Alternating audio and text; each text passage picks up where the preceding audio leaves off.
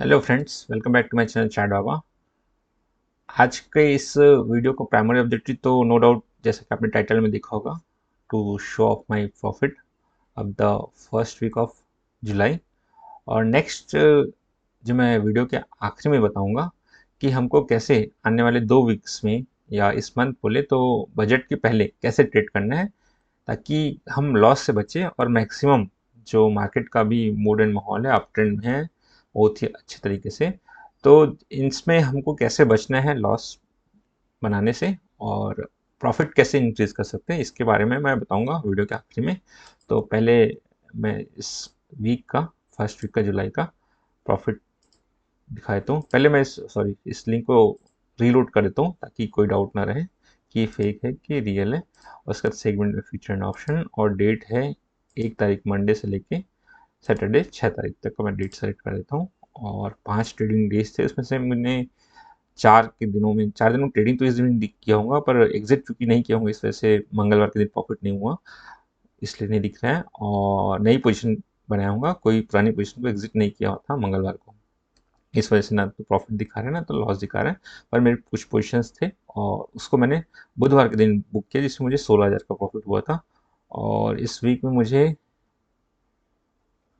13,000 no profit, 16,000, 19,000, sorry, इस तरीके का मुझे प्रॉफिट हुआ। और टोटल 56,000 का प्रॉफिट हुआ है। उसमें से चार्जेस में करीबन 2800 हुए, तो देख पाएंगे फ्रेंड्स, जस्ट 5% के अराउंड मुझे चार्जेस लगे हैं। तो ये दिखाता है कि मैं बहुत कम ट्रेड्स करता हूँ और बहुत कम ट्रेड्स के बाद ही मोस्टली मेरे ट्रेड्स प्रॉफिटेबल रहते हैं, जिसकी वजह से मेरे ट्रेडिंग चार्जेस 5% के अराउंड है। अदरवाइज ये मैक्सिमम जो सेबी बोलता है कि 10 में से 9 ट्रेडर्स प्रॉफिटेबल रहते हैं, और उसमें भी जो 10% ट्रेडर प्रॉफिटेबल रहते हैं उनका जो ये चार्जेस है 10% से लेकर 50% तक वेरी करता है। ठीक है, पर मेरा ये जो प्रॉफिट तो ऑब्वियसली छोटा सा है, क्योंकि ट्विटर में देखेंगे, वीडियोस, यूट्यूब वीडियोस में देखेंगे तो प्रॉफिट में लोगों के करोड़ों में होते हैं। मेरा तो ये 56,000 ही है, कोई बड़ा अमाउंट नहीं है। पर इस अमाउंट के रिस्पेक्ट में भी ये चार्ज कम है, क्योंकि मेरे ट्रेड्स बड़े सुलझे हुए रहते हैं। बहुत सारे चार्ट्स का स्टडी करने के बाद उसको मैं ट्विटर में पोस्ट करता हूँ, और 15 से 20 स्टॉक जो कि मैं 400 से 500 स्टॉक से फिल्टर करके लाता हूँ, और उसमें भी 15 से 20 स्टॉक में सिर्फ 5 स्टॉक जो मेरे इंटरडे के लिए ट्रेडेबल रहते हैं उसी में ही ट्रेड करता हूँ। और उसकी वजह से मुझे ये प्रॉफिट बहुत ही कम ट्रेडिंग में मिल पाता है। देख पाएंगे फ्रेंड्स, मैं स्लोली इसको दिखा देता हूँ, फिर सेकेंड पेज में जाएंगे। अगर चाहें, अगर आप लोग कमेंट करेंगे तो मैं एक एक ट्रेड के बारे में बता सकता हूँ कि कैसे मुझे इसमें प्रॉफिट हुआ या लॉस हुआ। नेक्स्ट नेक्स्ट आने वाले 3 वीक्स के लिए बजट के पहले मेरा सुझाव यही रहेगा कि फ्रेंड्स, कि अगर आप ट्रेडिंग कर रहे हैं तो लाइट वेट में करें, एक ही साथ बहुत सारी पोजीशंस ओपन ना रखें। कोशिश करें कि 2 या 3 पोजीशंस ही ओपन रखें। और अगर सेक्टर हाई अप ट्रेंड में है तो उसमें भी 2 से ज़्यादा पोजीशन ना बनाएं, किसी भी एक ही सेक्टर में, अलग अलग स्टॉक्स में। कोशिश करें कि एक सेक्टर में एक ही स्टॉक में अपना पोजीशन बनाएं, ताकि अगर मार्केट गिरे भी किसी वजह से, क्योंकि इसके चांसेस कम है बजट से पहले, फिर भी अगर मान लो किसी दिन वोलेटाइल सिचुएशन है, मार्केट गिर गया, नेगेटिव न्यूज आ गया, तो हमको उससे मतलब मार्केट गिरा तो लॉस की संभावना कम हो सके। अगर एक ही सेक्टर से कोई न्यूज़ आता है तो उस सेक्टर के सारे स्टॉक्स गिर जाते हैं।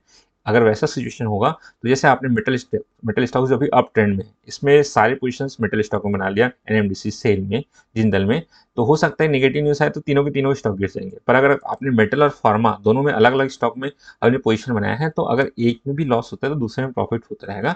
तो टोटल करें तो लॉस कम होगा, कहने का मतलब है। इसलिए मेरा ये सजेशन रहेगा। और शायद ये मैंने मंगलवार को यही गलती कर ली थी कि एक ही सेक्टर में मेरे ज़्यादा ओपन पोजीशन थी। और बुधवार को ये तो अच्छा हुआ कि मार्केट पॉजिटिव ओपन हो गया, थैंक्स टू एचडीएफसी बैंक, इसकी वजह से मुझे प्रॉफिट हो पाया। चूंकि पर मैंने एचडीएफसी बैंक की पोजीशन नहीं बनाई थी, वो मार्केट के ही मूल माहौल के कारण मुझे इसमें इस दिन में लॉस हो रहा था। लॉस बहुत बड़ा भी नहीं था, लॉस छोटा था, क्योंकि अलग अलग सेक्टर्स में मैंने अपनी पोजीशन बनाई थी। अगर वो बैंकिंग सेक्टर में ही सारे स्टॉक्स में मैं पोजीशन बना लेता मंगलवार के दिन, तो मुझे हैवी लॉस होता, जो कि गलती मैंने नहीं की, थैंक गॉड। और अभी मेरा एक पोजीशन ओपन है, वो है अंबुजा सीमेंट पे। फ्राइडे के दिन मैंने अपने सारे पोजीशंस क्लोज कर दिए थे, क्योंकि ये पूरा मार्केट में कुछ स्टॉक्स में तो अच्छा खासा मूव दिया, उसमें मुझे प्रॉफिट भी हुआ, जैसे कि आप लोग देख पाएंगे। REC, सेल, इन सब में मुझे अच्छा प्रॉफिट हुआ है।